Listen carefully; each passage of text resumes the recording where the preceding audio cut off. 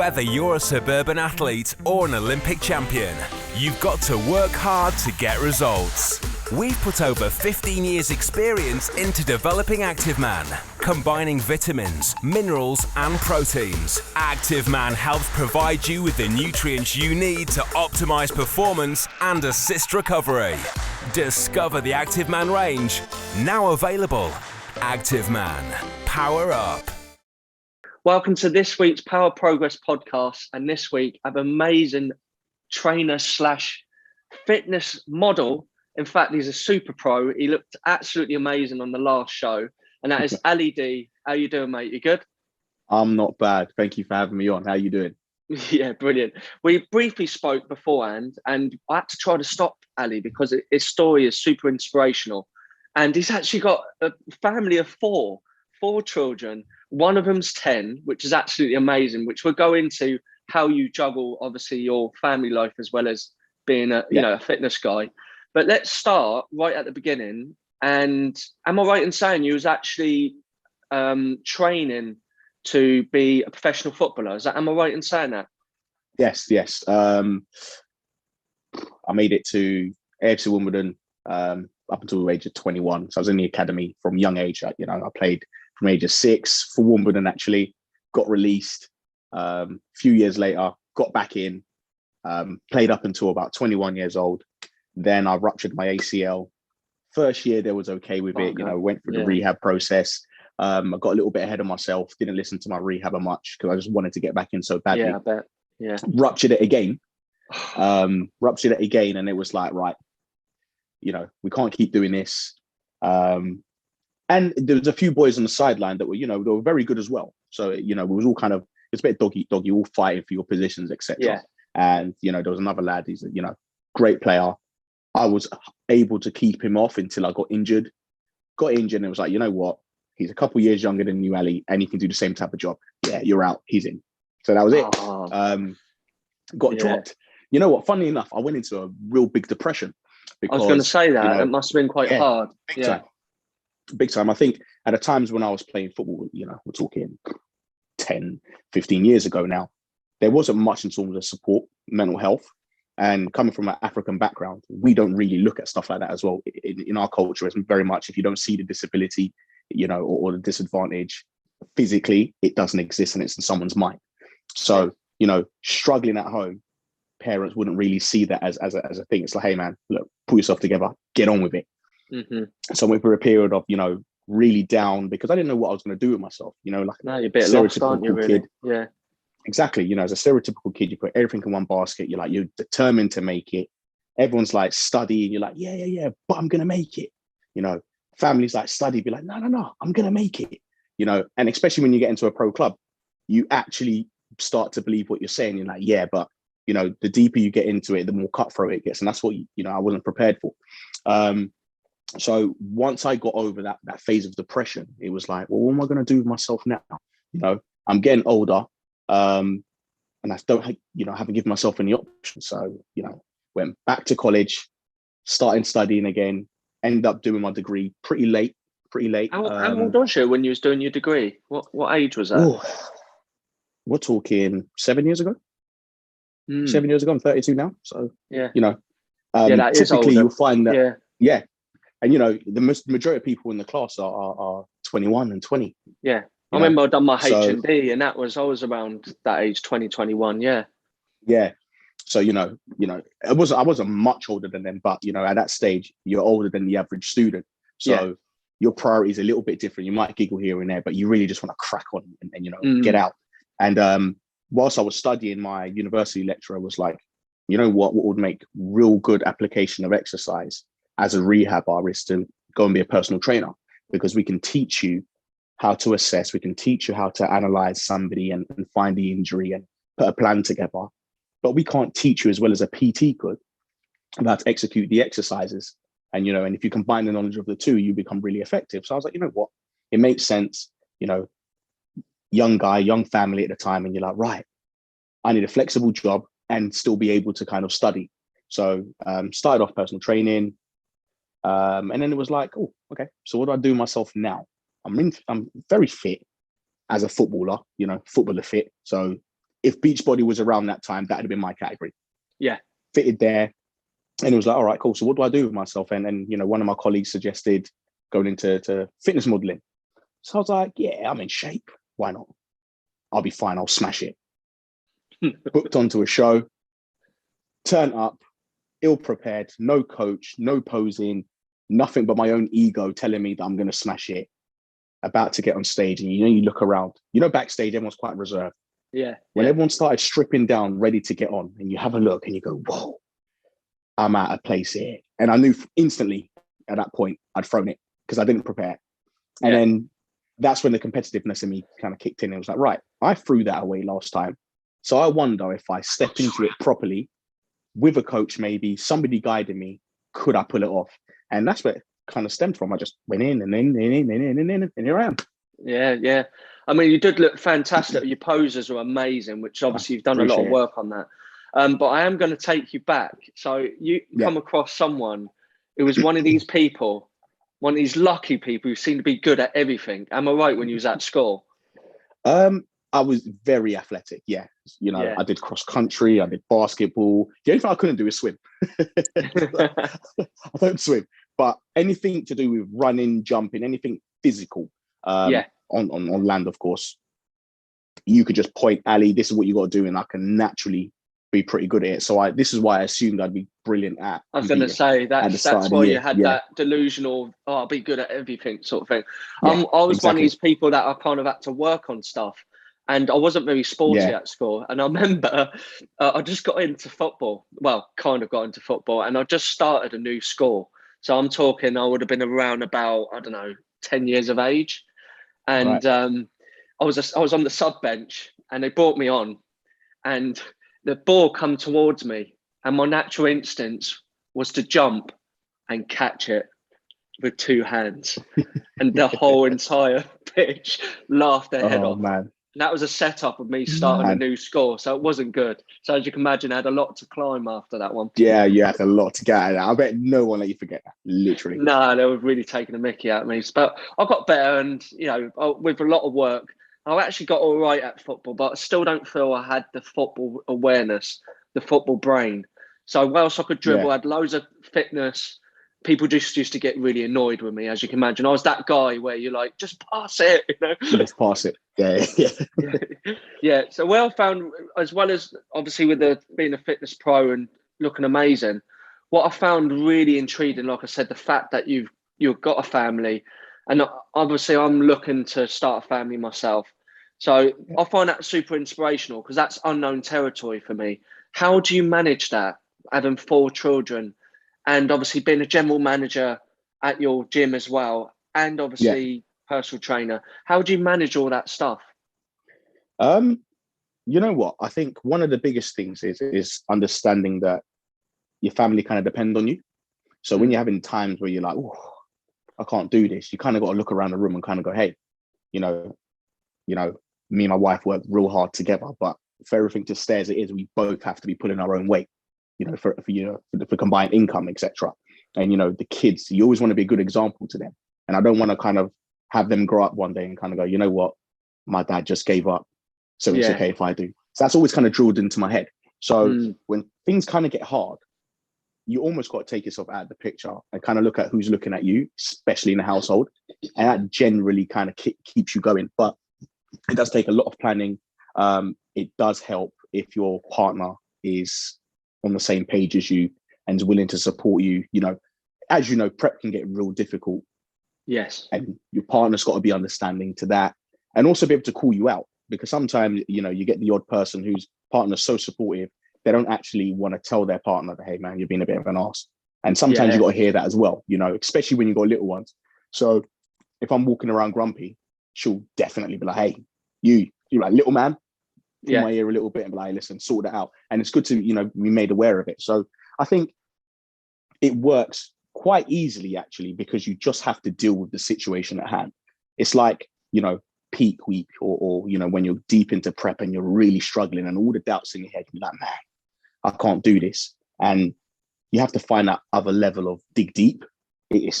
That's probably the best way to describe it. Unless you're in that situation, you don't realize how much work you're capable of doing. And believe you me, you'll just handle it. It genuinely is one of those things. I hear it a lot, you know, I'm looking for my career before I start a family, or I want to achieve this before I start a family. How do you do it? The honest answer is I just deal with it. Yes. Yeah. Literally, whatever it is, you just handle it. And that's how it works, really. Yeah. Human nature in it. You'll do what's put in front of you. Exactly. And especially, I feel it's in like the guy's core to feel like they've got purpose and feel like they're the one to be that you know your family can turn to, you know. And if you feel like that's being compromised, that's worse than actually facing it, I'm guessing. 100%, 100%.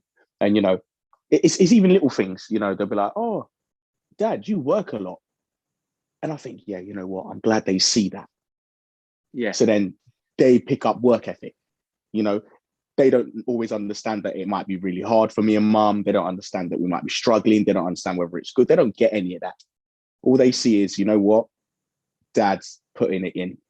Yeah. And then they do the same thing. So, you know, it's nice for them to, you know, little comments. You don't expect kids to kind of make comments and make you go, yes, you know what? I should keep going because they're watching. Do you get what I mean? And kids are, you know, they're really honest. So if you are, you know, doing a great job, they'll tell you. Equally, if you're not doing a great job, they'll let you know as well, which is also good because sometimes you need to be aware. So yeah, I think for most people, my biggest advice on this is actually don't look for a perfect scenario or perfect situation. You are way tougher than you realize. And 9 times out of 10, you genuinely will just handle whatever situation it is. If there's got to be some kind of sacrifice, for example, okay, you know, Mrs. has to work late, then I train later. I just come home, deal with whatever needs to happen at home, and then shoot off to the gym. There's plenty of 24-hour gyms around. So if you really have to make an adjustment on the day, you will, if you want to. You get what I mean? Yeah, I like that. I listened to a book called The Way of the Superior Man. I don't know if you've ever listened to that before. before. I've not heard it, no. And just a few things, what you've said there just kind of hits home with that book. So a few things is, what they say is, if you like the masculine role is what they describe it in this book, isn't pulling his weight, what happens is the feminist will challenge you, but even more so, your kids will challenge you. And they do it distinctively. They don't mean to do it. It's all just distinctively done it. So I don't know. I'll give an example. Let's just say your garage needs cleaning out, and the missus has went, "Have you cleaned that garage up?" And you go, "Oh yeah, I'll do it in a week's time or whatever." Yeah. And then you haven't done it. She'll challenge it again and go, "You said you'd do that last week," sort of thing. So that, and what happens as a consequence is, if the masculine's not doing the role, the feminist ends up doing it, but it drains a part of them out of them, which I found really, I mean, that hits home when I hear that. And obviously also, like I said, the children will come out of things distinctively. So it's worth a listen, and I've gained a lot. Yeah. Little, if you can give me the details, I'll definitely listen to that. I think it makes perfect sense, right? Because if you think about a factory, and this is actually why I'm not a fan of the word independent. I genuinely am not a fan of it. And I think the reason being is the most successful people, or the most successful person or family or whatever, or business, has other people working within that. You know, take an ant colony, for example. Yeah, it's teamwork. It's never, you know, it's amazing that someone's capable of looking after themselves. You know, and you know, me and my wife have this discussion quite often. You know, if I wasn't able to work, I'm in that position, my wife could take over, and vice versa. But it makes life easier if we're both doing it. You know, so with the situation with the garage, you know, the feminist may have her role to play within the household, and her taking your slack, of course, it will affect somebody. You know, in any circumstance, even at work, if one of your colleagues just doesn't do that one small task, Monday, Tuesday, you might be okay with it. Wednesday, you might be okay, but Thursday, you start getting a little bit gritty. Friday, you might be like, "Hey, man, pull your socks up." It's quite natural if you're taking up the load of somebody else to eventually get frustrated. As you know, as happy and as supportive as you want to be, it's just quite natural for someone to eventually feel that burden, because people do get stressed and people do get tired, and have an additional load on top of them that isn't actually their baggage to carry isn't fair.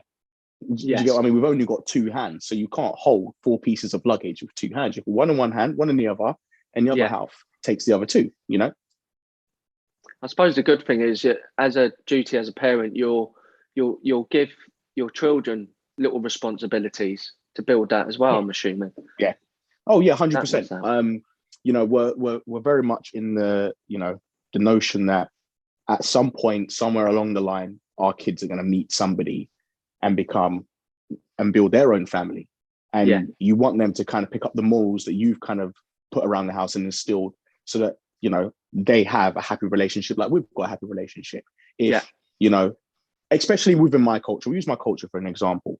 You know, if we use, you know, my dad's dad and etc., the men are very more alpha in the sense that they're not hands-on, yeah, and they don't help around the house as much. You know, they make the money, they come home, and, you know, the woman looks after the house and the kids and raises everything, and the women are actually the ones that do more of the work. But if that continues, that's something that I would do, and then that's something that my kids would do. And then as society is developing where things are a bit more, you know, equal, you have an unbalanced situation. Whereas yeah, I'm hands on, my partner's hands on. She gets her hand dirty, I get my hands dirty. I'll wash the dishes, I'll hoover, you know, yeah, and she'll go and help me with the car. Like, we literally will get our hands in involved in avenues that maybe most people would consider to be very masculine or very feminine or whatever it yeah, is. But yeah, it's that working together that builds good morals and good behavior that people can come and take on. So when my kids leave my house, I'd like to think that they would do everything they would do in front of me in someone yeah, else's house, and I'm happy with that. You know, I wouldn't want them to leave my house, you know, stay over at a friend's house, and all of a sudden go, all right, mom and dad's gone, right, you know, yeah, and start behaving in a manner that we wouldn't necessarily approve of. So I think it is very important that as a parent, it doesn't matter what you do, try and give a good enough example, because your kids do more copying than, yeah, you know, than we're aware of. yeah. You know, my daughter, she'll do press ups. No one didn't teach her it, but she's doing it, and that's because she'll see me do stuff like that. You know, Yes. my missus is very techie at the minute with some of the roles that she does in her job. So the boys, they just start picking it up, and no one's actually shown them how to physically do it. They've just observed and gone, right, cool, I'll crack on with that, and now they're doing it. So Yeah. if you're not aware of your behavior, sometimes you might teach them things that you don't actually want them to know.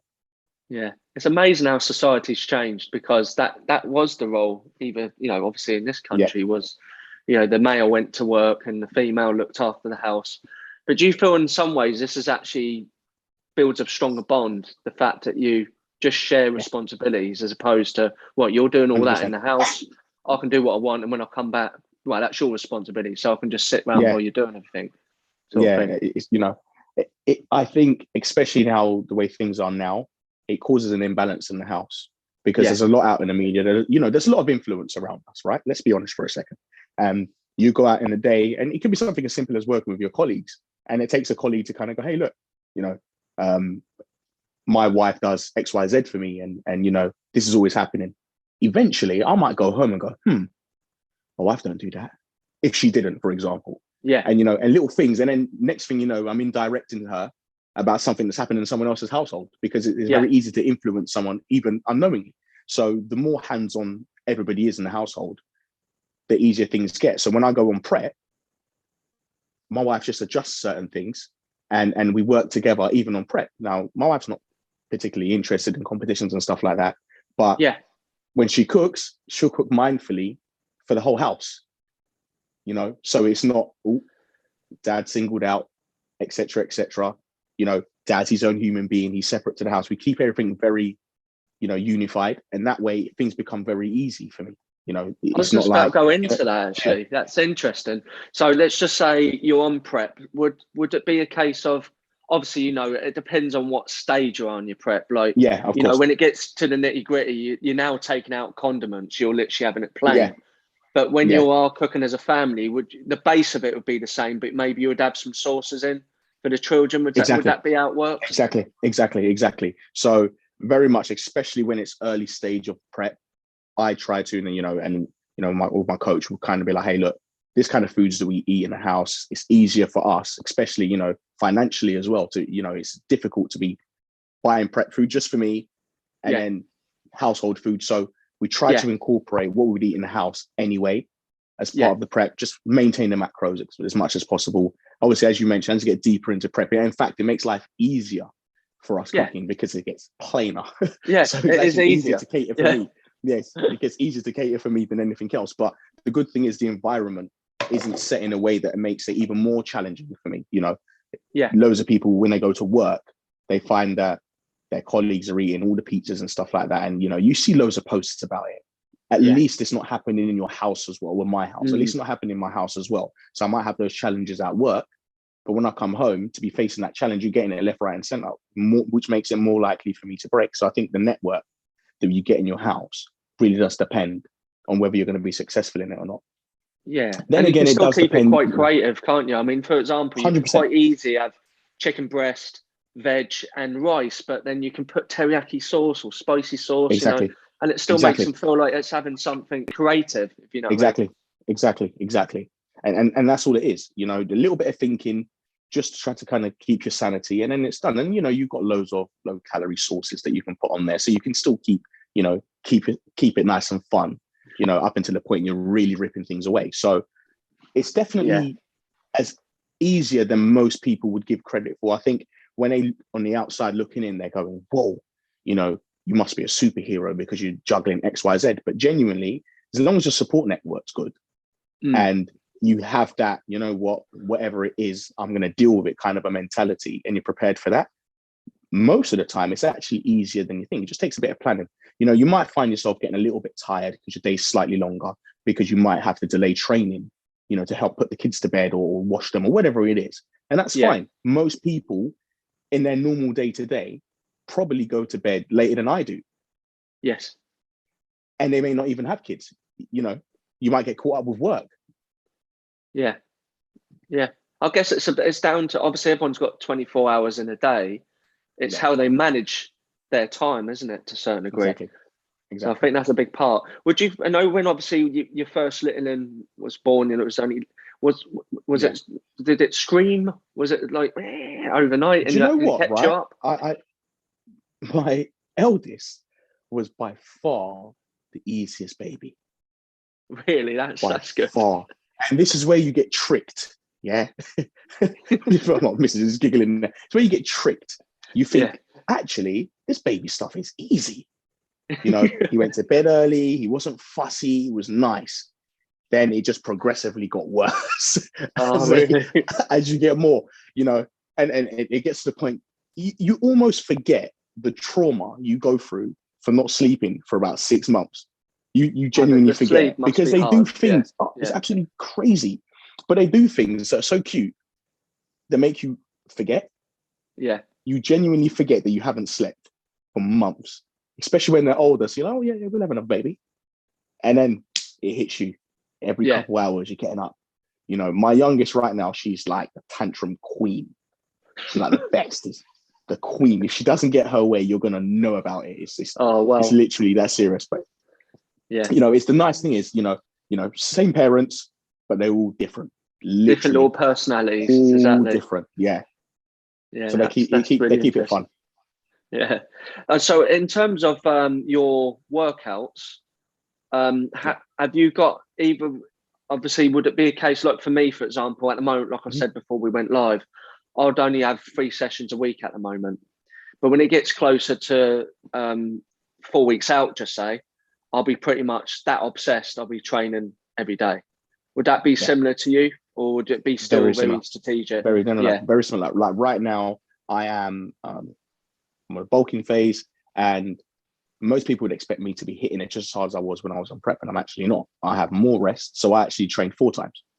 So I have more rest, sometimes 5. It does depend, but predominantly the time I'm training 4 times, and the workouts 45 to an hour. Yeah. Intensity, no messing about. 45 to an hour, and I'm done. And the rest of the time, it's making sure I'm eating well and I'm as relaxed as possible, getting as much sleep as possible, and try and be chilled to allow my body to recover from the previous show, and to get my full function back and to grow. When we're talking prep, I adjust very much depending on how I'm developing. If things ain't working as well as I want them to, I up the ante, and I just, it may well be that I'm training 5 times and it turns to 6 times and I'm doing twice a day or whatever it is to kind of push things along. But, I've had preps where I've trained twice a week from the start and found that I was flat out. Yes. A month out, and I'm kind of like, well, what more can I give? And that's something that I learned early on in from competing, that it's actually detrimental to go flat out, and you should just coast your way in. So as long as you give yourself adequate time, you've got places to go. So now I will literally train, once a day, a little bit of cardio as the weeks go along, providing I'm still dropping, I won't do anything. If things start to plateau, I up the ante a little bit, and eventually, you might find that towards the end of prep, you're doing an hour of cardio, but I never start there ever. Yeah. I start off something it's sort of very building light. it slowly towards that. Yeah. Exactly. Obviously part of my day-to-day task with my job is I've got a HIIT class community, so I'll do that online. So I literally do HIIT 5 times a week. So that's pretty much my cardio side. I mean, I love it. That's tough. And my weights are, obviously I do 3 weight sessions, about the same as you, 45 to an hour. And I literally do a leg day, an all-round upper body day, and I do weak point day. And that's literally all I do is them 3. I've hit well over 10,000 steps a day. So this is why I'm by the end of the week, I end up being on a calorie deficit, because my calories are like 2,800 a day, but I burn more like 3,400 on a average working day, so I can imagine. And HIIT's very aggressive, especially in terms of recovery as well. So how do you feel by the end of the week? I'm really good. I feel amazing. The only thing I find through the week is because I'm up so early, and I literally finish work, say 7 o'clock some nights. I come home, have tea with Sarah, and then I'm ready for bed. I literally have a shower and I'm in bed ready. Zonked out. But I think because I do that, I'll get an adequate good sleep. You get adequate sleep. So by the weekend, I'm fine. I feel really good. That might all change, of course, when eventually you have a little family. That makes so much sense, right? You've got somebody who works full time, does tons of aggressive cardio, because HIIT is aggressive, right? And does resistance training, and can tell you they feel fine on the weekend. And you have somebody who doesn't even work anywhere near as hard as you in terms of calorie burning and functionality. And come the weekend, they feel like zombies. So it just indicates how much rest and recovery is vital. Yes. Yeah. And that's the bit that most people need to get right. And if you can get it right, and that's the challenging bit with, when you've got young babies, but when they're older, you can go back to that same routine that you're doing. And it's not, it's not too much of a problem. Yeah, it's a good point. It's that biofeedback. It's so important to listen to your body. And look, if you think, so do you feel like the weekend for everybody would be a very good indicator whether they've got the right balance through the weekday? 100%. If you crash come Saturday and Sunday, something's wrong. Something's wrong. I'm not talking about DOMs and stuff like that. Because, if you're training, you're probably going to get DOMs. But if you find that come Saturday and Sunday, you're crippled and you're like, you know what, I'm so lethargic, I can't move, my whole body hurts, I hate life, then you've gone too aggressive somewhere along the line and you've not recovered properly. It may well be your nutrition. And I get it, when you're on prep, you're in a deficit, so it's a little bit harder. But it may be your nutrition. It probably is somebody's sleep. Most people, just to get through the day, have tons of caffeine, forgetting that caffeine's half-life is extensively long, and they end up staying up late, and then their sleep pattern gets destroyed. And the sleep in itself is what makes the difference, because that's where a lot of the recovery happens. But if that's where, if things are neglected in that stage, you're going to feel like crap come the weekend. And if that's, so anyone watching, if genuinely you're feeling bad by the weekend, and you're not in an excessive deficit, something's up, and we need to, you need to address it. And you just covered about caffeine, actually, which is another interesting one, because I love coffee. I honestly can say I have coffee because I love the taste of it, and it's a part of my, in a funny way of just chilling out and relaxing, which is ironic because it's a stimulant, but with that, you're right, it's got, the half-life is 12 hours. I think it's 12 supposed hours. to stay in your 12 system. hours. Yeah. So that's another indicator. If someone's drinking too much to keep them going, and they find they're jittery and they can't sleep very well, or their sleep pattern is terrible, that's probably one of the things they probably need to cut. 100%. That will link to bad gut health. It can link to anxiety. Most people wouldn't, pay attention to stuff like that. If you're getting anxious, potentially it's how much caffeine you're having. because that plays a Yeah. role. You get, anxiety-induced caffeine. So caffeine-induced anxiety. So, even just that alone, there's some things to pay attention to. And also there's caffeine in a lot of things. Medicine, some of the drinks that you have, pre-workout. Forget the fact that you're having a coffee in the morning, etc. There's caffeine in quite a lot of substances and quite things that people consume anyway. So some people are not even aware of how much caffeine they're ingesting in the first place. And then that will lead to bad sleep, and sleep deprivation causes a load of issue, which is one of the reasons some people will feel quite crap come Saturday and Sunday, even if they've not done much throughout the week. Yeah, when you talk about pre-workouts, I personally don't have them because I'd rather enjoy my caffeine by having a coffee. Yeah. And as a pre-workout, more I use this pre-workout for when it gets to shows, really. Yeah, because as you know, if you're closer to the show and you feel like you need to strip down more, you need to cut your calories more, and you're doing more walking or cardio, sometimes you do need a pick-me-up. So I'll use the coffee as the pick-me-up. So that'd be my go-to. Do you have any pre-workouts yourself? Do you know what? The funniest thing is, I'm not a pre-workout taker. I'm more of an espresso guy if I'm going to have it in the first place. I'd rather eat and give myself adequate time to digest. And I also find that when I do take a pre-workout or a coffee, it does me badly for the day because I don't drink it. I'm not accustomed to it. So if I have it, I'm literally in bed like eyes like that. It honestly knocks me for six. So I'm not too much of a fan. During prep, that's the one time you'll see me. I'm just like coffee all day long because, life's a bit of a zombie. Question for you. I know you said that, coffee makes you feel, nice and relaxed and it's your thing. Would you potentially have that same effect with decaf, or is it the caffeine itself? Yes, because I do have decafs, funny enough. Cool. Yeah. It does because, and that's one of the things, this is a little strategy for me. If I know I'm on a long day, I'll probably end up having more like 4, maybe 5 cups in a day. So because of that, I would go to decafs if I know I'm on this long day. If I'm on the normal standard day, I would have 1 or 2. But I know, for example, yesterday, I was up at 5:45 and I did not finish work until 8 o'clock. It's just the way it ended up. Doesn't always end up that way. But I know when I knew it was going to be one of them days. So I always have a glass of water first thing in the morning. And then once I have my breakfast, I crave one of the nice coffee. So that's where I'd have my decaf. I'd start the day with a decaf. Because there's around about 40, 50 milligrams up to that if you're having a decaf.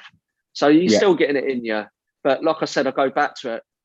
I have it because I enjoy coffee, not necessarily that I need the caffeine. However, the stimulants, However, in lockdown, twice I didn't have caffeine altogether. And the first time I stopped it, it did give me a headache. And that is the first time ever with caffeine it's given me a headache, which meant that my body was dependent on it. The second time it didn't. So that's the bad thing. So someone listening, I would say, if you don't think you're dependent on it, then don't have it for a bit and see how your body feels. Because I definitely felt really bad because it went a while that I didn't do that. That shocked me. And you know what? And that's the thing, because you become dependent on it and not be aware of it. And then if you do cut it out, the headaches is a symptom. But some people get caffeine withdrawal. So it's a bit of a fight now with your mind and your body to not have it. Once you kind of get over that initial stage of the withdrawal, you can literally turn it off. But it's getting over that first hurdle that most people will struggle with. So to anyone who is, if you genuinely do not need to have caffeine, back off. Back off. And you know what? You if you back off from it for a bit, when you do need it, it will literally be more effective. Like, for example, I don't drink coffee. Yeah, I'm not so it's going to blow your head off. So when I do it, absolutely like, whoa, let's go. I could train for days, that kind of thing. Yeah. Well, you know what? I think we've covered absolutely loads. It's been great to speak to you. Have you got any final words? I'm putting you on the spot here, but have you got anything you can think of, someone who has a family looking to start, some sort of fitness journey? I think just do it. And I know, people say that a lot, but genuinely, you do not know what you're capable of doing until you've put yourself in that situation. And I think procrastination is one thing that really just, it's in the definition. Yeah. Putting things off. It's so detrimental to you and what you really can achieve. Because, you know, most people that's never competed before, what do they always say when they finish? Oh my gosh, that's the best I've ever looked in my whole life. It's the best I've felt. And, you know, that's a very, very, very common response. And that's because they've stepped into something that they've never experienced before. So if you've got a family, the family's not going to stop you. You're stopping yourself, and you're using your family as your excuse.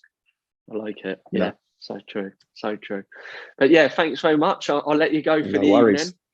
And amazing. Thank you for having me. Hopefully we can have you back on. Definitely. Yeah. Definitely. Take care. Ciao. Bye.